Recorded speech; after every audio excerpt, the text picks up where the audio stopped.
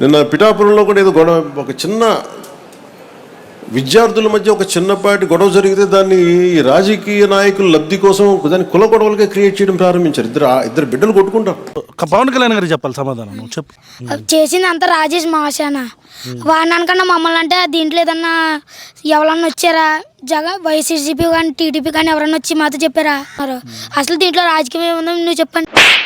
పిల్లల విషయాన్ని ఎవడ చేశాడు రాజకీయం?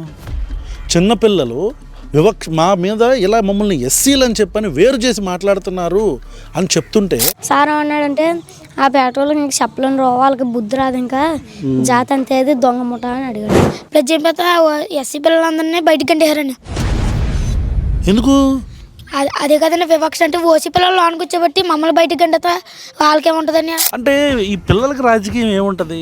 ఈ పిల్లలు రాజకీయంగా ఆలోచించేసి ఇప్పుడు deputy chief minister Pawan Kalyan గారు నేను అనాపాలజెటిక్ సనాతని హిందూ అన్నారు కాబట్టి ఇప్పుడు ఆయన్ని అర్జెంటుగా మేము తొక్కేయాలి అని చెప్పని పిల్లలందరూ ప్లాన్ వేసేసుకొని బయటకు వచ్చి ధర్నా చేసి ఆ తల్లులందరూ ఎడుతున్నారని మీ ఫీలింగా?